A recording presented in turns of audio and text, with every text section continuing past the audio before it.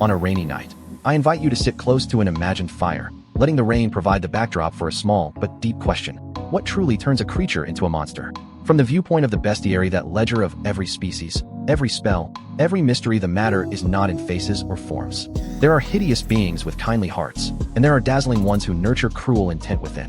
Tonight I promise to lead you across that map of creatures: necrophages, specters, draconids, vampires, elementals, each trace, each motive, each way magic and choice have shaped their nature. The gift I offer is not merely gruesome knowledge to memorize. It is the skill to read the marks on a body, to hear the echo of a soul, and to tell apart the frightening from the pitiable.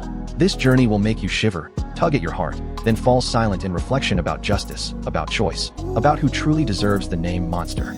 Wrap your blanket, half close your eyes, let the rain rock you towards sleep, and let me lead you, step by step, into the world of monsters, of magic, and of the decisions that made them so. The narrative voice you describe, Fox's evening primer that opens like a hearthside confession and then proceeds with a careful, almost liturgical taxonomy of monsters, tools, and case studies, functions as more than a stylistic choice. It is a deliberate psychic architecture. In Jungian terms, this structure stages an encounter between conscious orientation and the manifold contents of the unconscious. The host, Fox, is at once persona and psychopomp, a deliberate mask that invites trust, the friendly primer, and a guide who escorts listeners into liminal territories where the boundaries between human and monstrous blur. This doubling, a reassuring exterior voice that deliberately ushers the audience toward the uncanny, recreates the ritual of initiation. The taxonomy, the tools, the case studies become sequential rites: naming, preparing, engaging. Each rite maps onto a psychic operation. Naming brings the unconscious image into conscious language. Preparing arouses the imagination and readies defenses. Engaging requires moral discernment and embodied response. Monsters in this schema are not mere foes to be slain.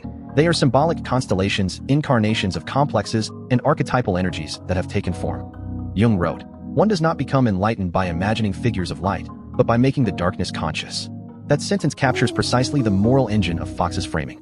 The episode's insistence on taxonomy signals an ethical pedagogy. To know the monster is to know the shadow. The hosts walk through necrophages, specters, draconids, vampires, elementals, reads like an inventory of unconscious contents. Each entry is a mirror held up to collective and personal fears: hunger that devours identity, grief that refuses burial, lust for power that metamorphoses compassion into predation, elemental fury that annihilates meaning. By cataloging forms, the show teaches a fundamental Jungian lesson: differentiation reduces projection. When the audience learns to distinguish a Noon wraith's tragic origin from a vampire's predatory sociality, projection loosens its grip.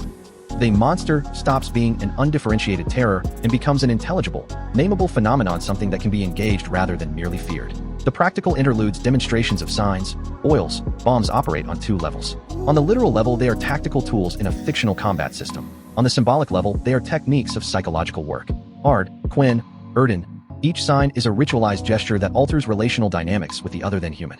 In Jungian language, these are active imaginations given discipline, a method for shifting the field of encounter and testing the integrity of the self when confronted by intrusive archetypal forces. The Witcher's oils and moondust are, metaphorically, thresholds and mediation, substances and rituals that permit safe passage through psychic terrain where raw archetypes become overwhelming. The host teaching these tools performs a double service. They provide the listener with narrative competence, how to survive the tale, and moral competence, how to act when shadow arises in life. The pedagogy is subtle but profound. Courage without craft is hubris. Craft without moral discernment is merely technique. This is why the tone campfire storytelling fused with pragmatic combat tips and folkloric reflection is psychologically wise. Folklore is how cultures encode remedies and warnings. The campfire voice is the oral modality that connects an individual's solitary imagination to a communal archive. The show thus reconstructs a collective container. Listeners are not isolated nightmares, but participants in a practiced tradition of interpretation and action. In Jung's phrase, until you make the unconscious conscious, it will direct your life, and you will call it fate. Bringing monsters into narrative speech is precisely the work of making the unconscious conscious. The host's intimate cadence turns abstract archetypes into palpable scenes, thereby converting fatal repetition into informed response. The case studies close encounters, moral ambiguities. The Witcher's reluctant judgments dramatize individuation itself. The Witcher functions as a liminal subject who approaches both worlds, but belongs fully to neither, a mediator who must weigh appearances against intentions. This puts the ethical question at the center. Is monstrousness a state of being or a way of acting? Jung insisted that the shadow contains both potential evil and salvific energy. It is the unintegrated part that will act destructively if unrecognized, or be a source of creative vitality if integrated. Fox's recurring refrain about what defines a monster becomes a didactic echo of Jung's imperative to integrate the shadow. Each vignette illustrates a different psychic pathology or compensatory function. The Noon Wraith embodies unresolved grief transformed into haunting. The Draconid externalizes the inflated ego. The Golem dramatizes a technology of dissociation. These are not allegories only. They are diagnostic scripts that invite listeners to recognize similar dynamics within relationships, institutions, and the self. Pacing and structure serve this psychotherapeutic end. Act I's taxonomy and tools provide orientation and safety, the necessary scaffolding, so that Act 2's intimate vignettes can evoke intense effect without overwhelming the listener. Act 3's large set pieces function like a catharsis. The Danan cult, the Crone's bargaining narrative, the reanimated golem, each is a culmination where collective complexes erupt and demand resolution. The dramaturgy echoes analytic process, establish frame, evoke material, work through climax, attend to the aftermath. The closing moral ambiguity, the question whether the monster was made or born, resists neat closure and thereby continues the work after the episode ends. That rhetorical leave behind aligns with Jung's insight that individuation is never final. It is an ongoing negotiation between conscious attitude and unconscious influence. Finally, the sensory and sonic decisions reign. Ambience, close ASMR-style narration, layered foley are not mere production flourishes. They are containers for transition. Rain and hearth sounds mimic the somatic milieu of dream and reverie, lowering defenses and inviting regression into the imaginal. That regression is not pathological here. It is a cultivated descent that permits encounter with archetypal material. Jung observed that myth and symbol are the psyche's natural language. By modulating voice and sound, the host creates a temporal and effective suspension where the listener can encounter inner images without becoming flooded. The result is a safe enactment of confrontation and, potentially, integration. In sum, Fox's evening structure is an enactment of Jungian practice disguised as entertainment. It teaches naming, equips with ritual gestures, stages encounter, and leaves the listener with a reflective wound not to harm, but to heal. As Jung reminds us, the work begins when darkness is named. Only then can light be authentic. In making monsters speak and making listening deliberate, the narrative offers not escape but initiation, an invitation to retrieve the shadow, to distinguish fate from pattern, and to return from the tale a little more whole. From the psychological frames and initiation rites sketched in the previous section, where Fox appears as the guiding persona, posing the question of what makes a monster and coaching the listener to become acquainted with the dark, this section slips, gently but firmly, into a deeper flank of the world. World building and tools are not merely storytelling props, but maps of the interior, a symbolic language for the hidden operations of the soul. When the script lists kinds: necrophages, cursed ones, relics, draconids, vampires, specters, elementals, hybrids, insectoids, it does not simply classify monsters by fictional biology. It names psychological tendencies, undifferentiated complexes, collective emotions routinely pushed to the margins of consciousness. Cataloging is an act of appropriation. Like the clinical psychoanalyst who labels symptoms, the storyteller tags manifestations so they can be looked at, compared, and ultimately understood as formative mechanisms. Jung reminded us, one does not become enlightened by imagining figures of light, but by making the darkness conscious. That phrase rings as a premise before we hurl light into the dark. Before we leap straight into battle with an amplified monster, we must name the darkness clearly, look at it squarely, and only then will the light cease to be an illusion. The tools Ard, Igni, Axii, Quinn, Erden together with oils, moon dust and bombs are, on one face, combat skills, and, on the other, spiritual rituals. Each sign is a symbolic gesture. Ard pushes back, creates distance like a spell of healthy boundary setting between us and fear. Quinn shields, supporting the ego's self-protection when overwhelmed. Erden lays traps, slows, turns the psychic field into a stage where content can appear and be witnessed. Axii, influence over the mind, symbolizes persuasion and perspective shifting. Igni, fire, is transformation, burning away outdated structures. When the channel presents these implements as demoable techniques, it is at once offering listeners how to practicalities and describing an interior craft, how to create safe space, how to set limits, how to burn away old frames, how to make darkness surface so it can be dialogued with. Oils, moon dust, and bombs, the wearable means, are ritual adjuncts, emblematic of transformational tools, medicines for the psyche, provisional techniques for handling overpowering inner images without being swept into panic. When the storyteller translates combat methods into a beat sheet for visual production, they perform a double operation. They make things accessible to a general audience, people who enjoy segmentation and maps, while also creating the conditions for a Jungian experience, a structured, active imagination. Much like a therapy room, the beat frame taxonomy preparation and counter resolution ensures that archetypal material is evoked within a container rather than released chaotically. As Jung put it bluntly, until you make the unconscious conscious, it will direct your life, and you will call it fate. And here, in the staging of world and tools, is a practical lesson. If we lack means to recognize, classify, and safely experiment with unconscious traces, the unconscious will act in our stead, and we will live under the sway of primitive reflexes we mistake for destiny. For that reason, the world building in this script resolutely refuses to reduce monsters to pure spectacle. Each species carries a structure of meaning. Necrophages embody the devouring of the past, grief not laid to rest. Specters are incompletion, ghosts of decisions unmade. Draconids are the inflated form of the ego, the hunger to dominate. Elementals signal a rupture from regulating principles, the uprising of wild element when personality becomes too rigid. Insectoids indicate collective modes. Herd instincts where the individual blurs. When Fox explains in more detail how to use oils or moondust before a noon wraith, he is not merely speaking of moondust as an in-game item. He is teaching how to erect a rite for contacting the pain that has turned into a ghost. When he mentions bombs as a means to scatter a necrophage swarm, it is an interruption of collective motion, a lesson about breaking herd dynamics in a toxic relationship. The practical tone of the explanations does not negate philosophical depth. On the contrary, it makes philosophy more applicable. Viewers are not only satisfied to know what works in the Witcher universe, they receive a model of action to apply in real life. When darkness appears in a relationship, in an organization, in the soul, we need knowledge, taxonomy, skill, tools, and an ethical stance to decide behavior. And this is the Jungian bridge, turning material that might seem merely fantastic entertainment into a workbook for integrating the shadow, for the labor of becoming whole. Ultimately, the strength of the world building and tools section is its capacity to turn the strange into instruments of recognition. Overarching every description is an invitation. Do not fear looking closely. Do not rush to shoot. Learn to set traps, to shield, to negotiate. As the audience ingests the map and learns the rights, they are not merely preparing for dramatic confrontations on screen, but learning to face those parts of themselves imprisoned in darkness for. As Jung reminds us, true light comes only after the darkness has been named and seen. From the tonal frame, Fox set a familiar narrator, half-teller, half-teacher, half-comforter, half-provoker. The short vignettes on each creature in the Bestiary are not mere shots of speculative zoology. They are musical phrases portraying modalities of interior darkness, each revealing a different complex structure and a Jungian path to healing. Ghouls, gravers, algals, those necrophages that gather on battlefields and in graveyards appear as symbols of devouring the past. A collective mourning unlaid to rest, an instinct to devour everything tied to lost identity.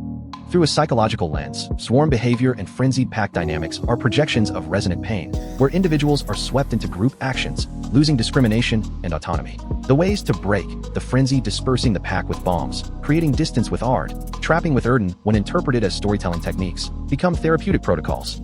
Ways to set boundaries, to create safe distance, to slow things down so their origin can be seen, not simply to slaughter. These are living illustrations of Jung's admonition. One does not become enlightened by imagining figures of light, but by making the darkness conscious. Noon wraiths, the bride spirits that haunt wedding attire, are the painful image of regret frozen at a sacred moment, vows unkept, rites incomplete, and thus pain transformed into a weapon. The traditional method in the Witcher world, moondust plus Erden plus silver plus specter oil, when read as a symbolic ritual, is not merely a gameplay trick but a sequence of spiritual operations. Moondust soothes the ghost's attachment to a timely, lunar moment. Erden compels and shapes space so the apparition can manifest. Silver purifies. Specter oil normalizes the contact. From a Jungian perspective, dialoguing with a noon wraith is dialoguing with an injured or amputated anima in one's personal history. The handling technique teaches how to approach the pain without being swallowed by it, a framed form of active imagination. For that reason, the horror and pity of the noon wraith make the listener both afraid and moved, and the story refuses an easy verdict. Is she monster or a voice of ungrieved sorrow? This question pushes the audience toward the work of discernment and integration. Drowners and Danan, from the obsession of swamp water to the uncanny dread of a lake god worshipped by a cult, open a collective dimension where the water element becomes a symbol of the deep unconscious, of contents buried beneath waves of avoidance. Mist on the shore, a band of drowners lurking, and sacrificial cultists stage a drama about how a community decides to shelter or to nurture a monster through collective belief. Danan here is the shadow of the numinous bent into a cruel entity. Jung spoke often of the power of the numinous and the danger when a community surrenders to an unconscious image without understanding it. This frame raises a basic question. When a group together creates a monster, can we save the person or only slay the monster?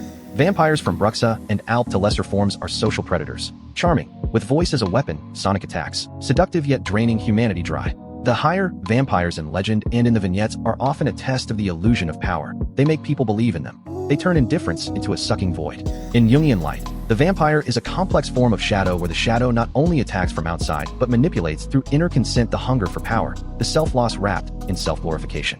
The warning not to underestimate higher vampires is a reminder. Shadow parts that appear civilized and refined can be more dangerous than the crude. Knowledge and good manners do not protect against occupation by the shadow. Draconids, basilisk, cockatrice, griffin appear as the ultimate physical enemy, concentrated in the moment of action, aerial ambush, acid or venom, prized hides. They represent instinctual power turned monstrous, the ego swollen into a tyrant, aggressiveness becoming strategy. Dealing with draconids requires skill, strength, and tactical finesse equivalent to the psychic work of confronting and restraining an inflated ego, lest it become destructive. Golems, ifrits, elementals, thoughtless constructs, or pure elementals pose a different challenge. When power is disentangled from moral consciousness, when magic made flesh or matter animates, we must respond with knowledge of the source of the magic, with rites and formulas, because physical violence alone is insufficient. This is a metaphor for parts of the self that have become mechanized, detached from consciousness. Unethical technologies, severed feeling, intellect without compassion, all of which require magic-centric solutions. That is, softening, reintegration, restoring their essential nature. Finally, the cluster of beings like Kikimora, godlings, les/lay, and crones, ladies of the wood, is a treasury of moral dilemmas. From insectoid hive threats, symbols of herd mentality and inhumanity in social mechanisms, to small land spirits and forest guardians, embodiments of local, traditional claims, deep-rooted and often at odds with civil law. Crones reveals the complex character of the folk, which, they may be caretakers of the land or manipulators who exploit myth. They converge feminine power, bargains, and price ideal material for dramatic scenes and moral negotiation. When Fox tells each vignette, he is not merely servicing listeners who want to know which monster is stronger. He is educating a way of seeing, to view a monster as symptom, as a message of the unconscious. These sketches remind us that, as Jung said, who looks outside, dreams, who looks inside, awakes. Only when we dare look deeply into the vignettes, into frenzied packs, grief-made wraiths, numinous lake gods, seductive vampires, ego monsters, animated constructs, and territorial spirits, can we differentiate, name, and ultimately work with the shadow in ways that bring transformation rather than mere annihilation. From the foundations of world building and ritual tools, when Fox has taught the audience to name the darkness, to set Erden traps, to kindle Quinn as a shield and scatter moondust to soothe the spirit, a smooth connective thread into Act 3 becomes inevitable. Those instruments do not exist merely to display technique. They are keys that open each creature vignette, tests to see, which means we deploy when an archetype is summoned to talk with it, heal it, or be forced to destroy it. That connection grounds the three-act rhythm. The script deftly arranges a structure that both teaches and heals, that both tells a story and enacts therapy, and read through a Jungian lens. Each act is not just a part of a video, but a phase in the process of shadow integration. Act I functions like an orientation session in therapy, fast, clear, and full of vivid visuals, taxonomy, and tools. Here, speed is not pressure, but a way to secure safety. The narrator guides the audience through categories: necrophages, specters, draconids, like a clinician listing symptoms before diving into case history. Diagrams, close-ups of oils and moondust, slow motion as Fox draws a Erden circle in damp earth, all create a paced learning space. The sound of rain, the creak of wood, and the narrator's slow breathing lower the listener's heart rate, preparing the inner terrain for what is about to be opened. As Jung said, one does not become enlightened by imagining figures of light, but by making the darkness conscious. That line is an immediate reminder in Act 1. We must name the darkness before beginning the confrontation. Moving into Act 2, the tempo drops and stretches. This is the zone of case studies and close encounters, where emotion is allowed to speak and the drama becomes interior. The vignettes in this section are written like therapy sessions. A battle with ghouls is not only an action sequence, but a performance of collective frenzy. A noon wraith appears not merely to frighten, but to tell a story of trauma left ungrieved. Here the camera pull the frame tight, shift the light to cool tones, amplify breathing and footsteps, and Fox, in a whispering narration, weaves in subtle analysis. Why pack dynamics lead to lost contact with the self. How moondust combined with Erden does not merely kill, but calls a fragment of the soul back. Act 2 allows the viewer to surrender to the experience, to let feeling rise, then be guided step by step. Place Quinn, use Axii to soothe temporarily, seek the monster's origin story, as one seeks the origin of a complex. The climax sits in Act 3, where everything is shot wide and emotion must take responsibility for choice. Set pieces like the Danan cult, Crone's bargains, or Golem reanimation are not simply spectacular action scenes, they are moral trials. This final stretch attempts to create moral pressure. The viewer both witnesses spectacle and is invited to question themselves about the distinction between essence and act, between victim and perpetrator. These scenes need strong contrasting light, a swelling principal music, and crucialino simple answers. Jung warns, until you make the unconscious conscious, it will direct your life, and you will call it fate. Act 3 is that experiment, a place where the unconscious, personified as monster or cult, asserts enormous force. Mishandled, it will determine the fate of characters and viewers alike. Pacing-wise, the success of the whole structure depends on balancing exposition and experience. If Act I runs too long, the audience loses patience. If Act 2 is rushed, vignettes become hollow scares. If Act 3 lacks scholarly and emotional grounding, it collapses into meaningless action.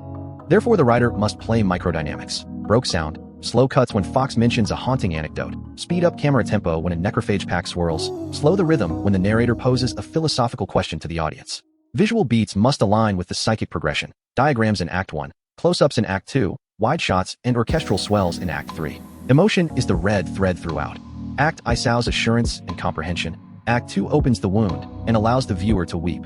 Act 3 demands action and leaves a reflective scars the viewer carries home to ruminate on. Storytelling technique can use recurring motifs. A wedding veil glimpsed in Act I as a reference returns as the center of the noon wraith tragedy in Act 2, and finally is used in Act 3 as a token of exchange or price in a crone-style bargain. This repetition helps viewers connect, making each set piece part of a larger, richer experience rather than an isolated spectacle. Sound and space serve a therapeutic function. Rain as a backdrop, low frequencies when Danan appears, cicada calls during Crone's negotiations, all are somatic stimuli that evoke the subconscious. That is where safe regression occurs. The audience is allowed to regress into an imaginative state without losing control. Jung said, "Who looks outside, dreams. Who looks inside, awakes."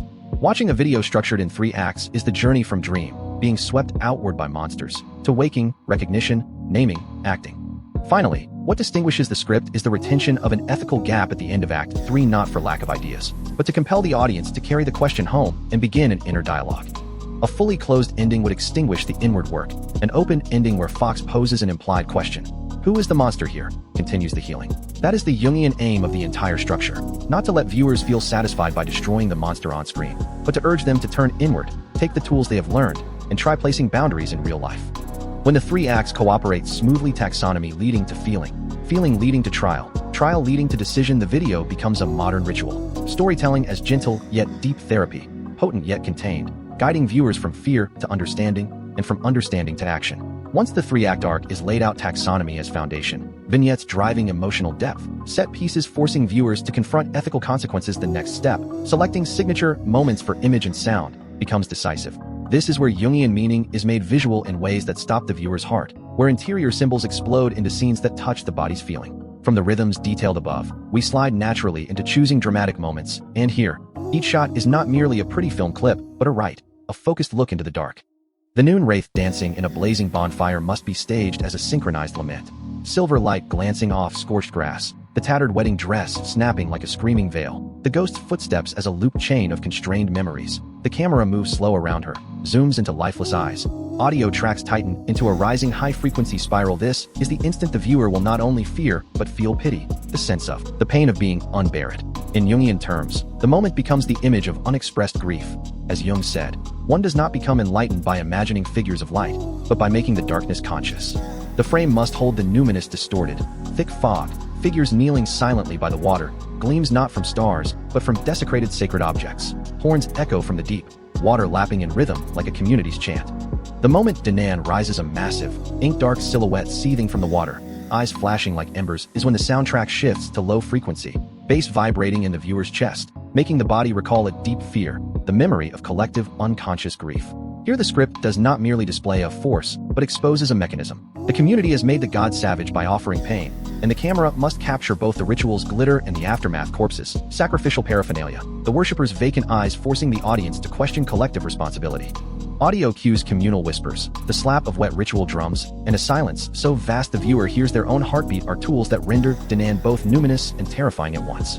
Golem and the revival by lightning moment must be handled as an elemental exchange, from the silent stillness of a stone workshop to the hammering of mallets, from plastering joints to a bolt of lightning wrapping the dark clay mass.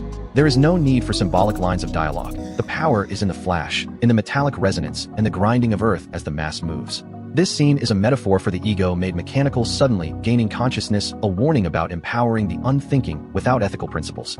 The music should erupt in layers, from a low drone to driving strings, then falling away to a chilling silence when the golem opens its eyes, a silence that makes the viewer hear the character's own breath and feel the responsibility for what will come next.